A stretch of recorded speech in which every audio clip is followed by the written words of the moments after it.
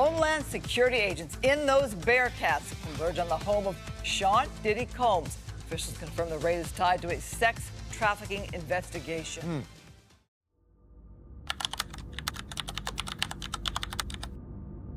It was just before dawn on March 25, 2024, when dozens of unmarked vehicles rolled silently through the gated hills of Holmby Hills, Los Angeles. Inside one of those mansions, behind thick stone walls, designer furniture, and multi-million-dollar art, slept a man the world once worshipped as hip-hop royalty, Sean Diddy Combs. But that morning, the music stopped. Federal agents in tactical gear surrounded the property. Lasers painted entry points. Helicopters hovered silently overhead. And at 6:43 a.m., with a battering ram and a search warrant, the gates were breached.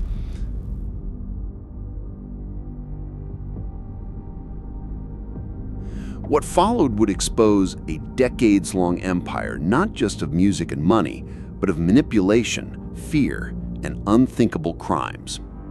This is the story of how one of the most powerful men in the entertainment industry went from mogul to federal suspect.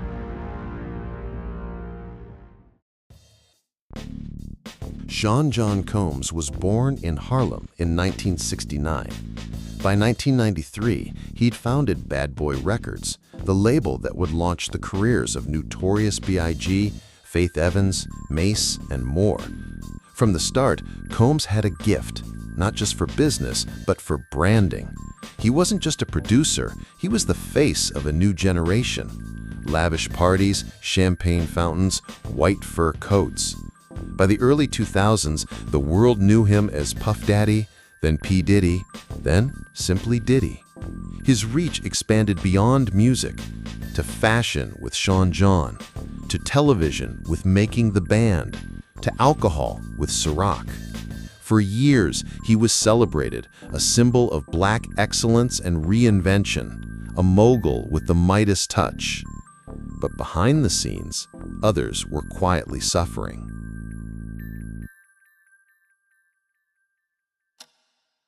In late 2022, the first cracks began to show. On Twitter, anonymous accounts began posting disturbing allegations. Accounts of women being trafficked, abused, and manipulated at parties hosted by Diddy and his inner circle. At first, the public dismissed it. Gossip, envy, clout chasing. But then came a bombshell. On November 16, 2023, singer and ex-girlfriend Cassie Ventura filed a federal lawsuit. The 35-page complaint accused Diddy of physical abuse, forced sex acts, and sex trafficking spanning over a decade. She claimed he drugged her, controlled her, threatened her life. And then, shockingly, the case settled in less than 24 hours. The public asked, why so fast? Was it guilt, fear, or damage control?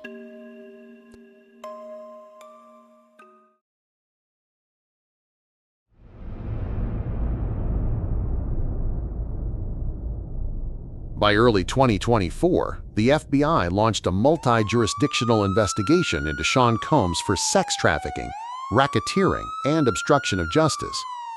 The Bureau obtained surveillance footage, tracked financial records, interviewed former employees, dancers, security guards. And then came the raids. Breaking news, the Department of Homeland Security has just confirmed to CNN that federal law enforcement agents have raided properties owned by musician and producer Sean Diddy Combs. Body cam footage, later obtained by NBC News, shows agents sweeping through bedrooms, recording studios, and panic rooms. Among the seized items, multiple encrypted phones, confidential NDAs, surveillance hard drives, over $800,000 in cash, several firearms. One agent reportedly found what looked like a black book, a list of names and coded entries tied to dates, locations, and disturbing notations. The media dubbed it Diddy's Ledger.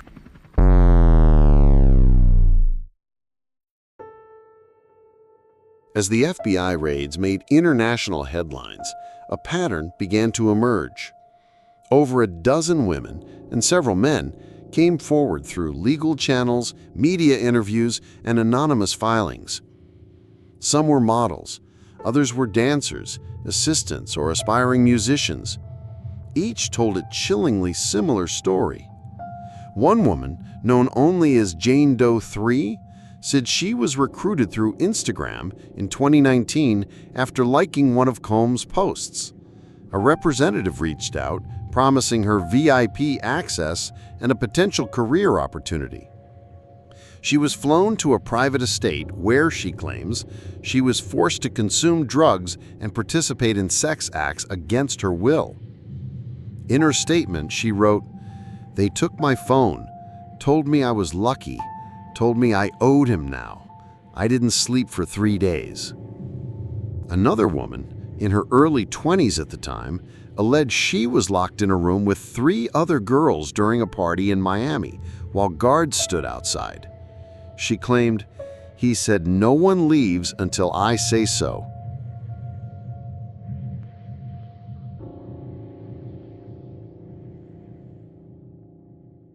According to prosecutors, Combs allegedly used a 3-part system to control his victims. 1. Isolation. Most women were flown out, alone, to private estates. No phones, no contact with friends or family. 2. Coercion and substances. Victims were allegedly given drugs, sometimes without consent, sedatives, MDMA, cocaine, often under the guise of partying. 3. Documentation and leverage. Many were filmed, often without knowledge. The tapes, prosecutors claim, were used as blackmail. One former employee told Vice News, "There were entire rooms, locked, with just monitors, footage everywhere, even the bathrooms." NDAs were reportedly used not just for privacy, but to intimidate. And those who tried to leave were allegedly threatened with lawsuits, exposure, or worse. In a chilling 911 call from 2020, redacted for privacy, a woman can be heard whispering, "He said if I talk, I'll disappear, just like Kim did." A possible reference to Kim Porter, Diddy's longtime partner and mother of 3 of his children, who died mysteriously in 2018. Her cause of death was ruled pneumonia, but conspiracy theories and family whispers have lingered ever since.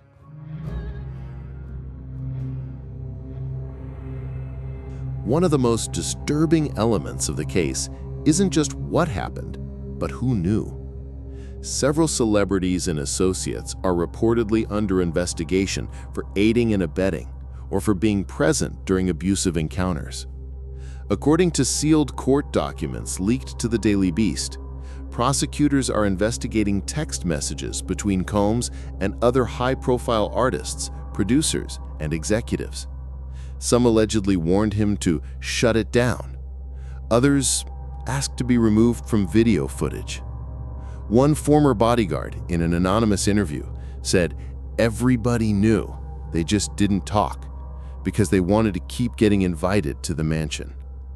Names haven't been released publicly, but the Department of Justice has confirmed that multiple subpoenas have been issued to prominent figures in music and fashion. It's a case where silence, fear, and complicity built a wall taller than money ever could.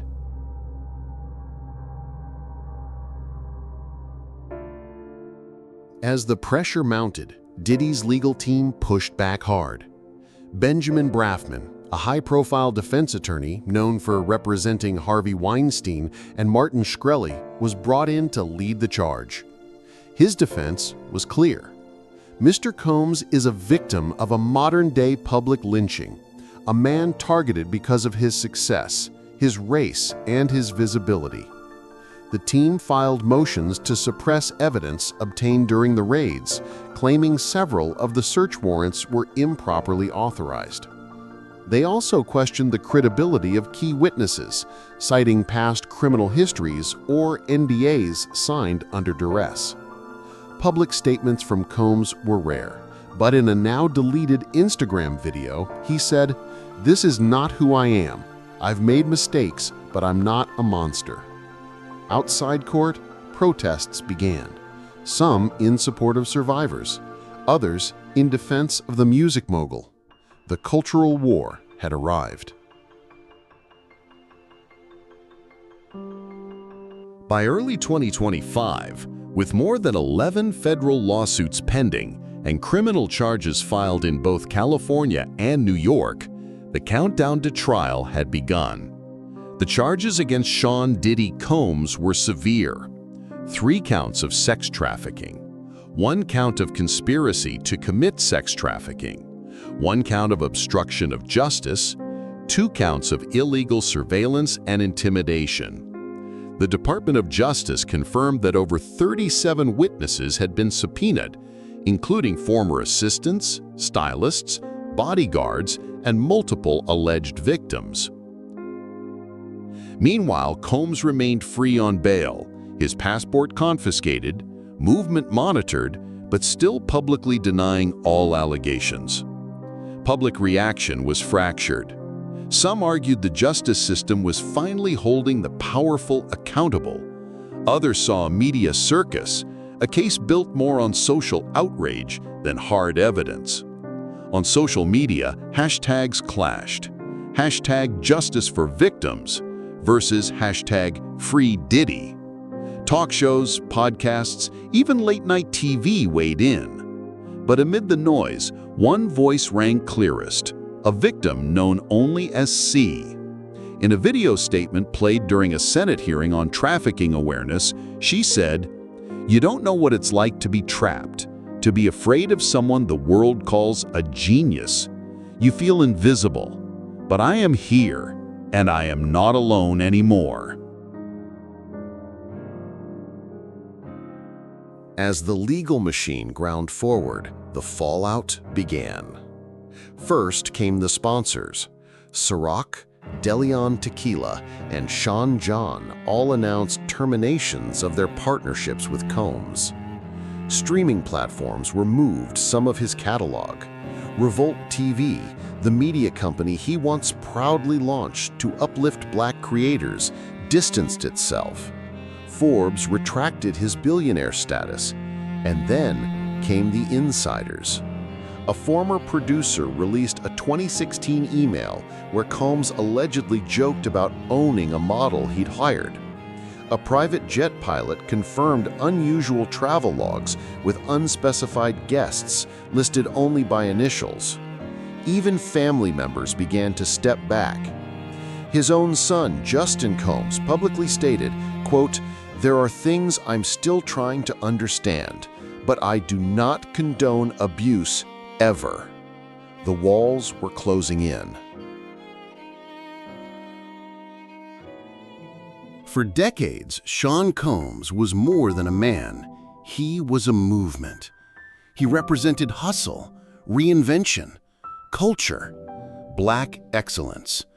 But now, every accolade sits under shadow. Can legacy survive when the foundation is built on pain? Can a man's art be separated from his actions? For the victims, those questions aren't rhetorical. They're personal.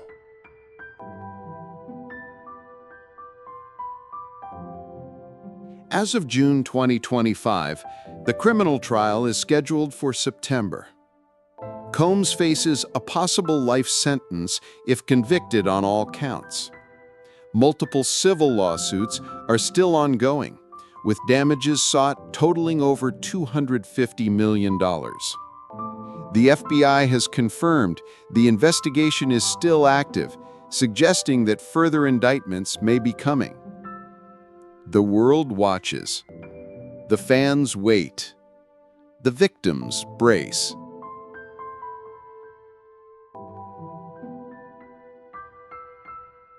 The story of Sean Diddy Combs is no longer just about music or fame or power. It's about accountability and silence, and how far someone can go when no one dares say no.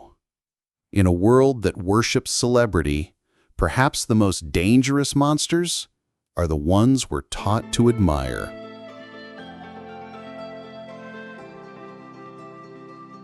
This story is far from over.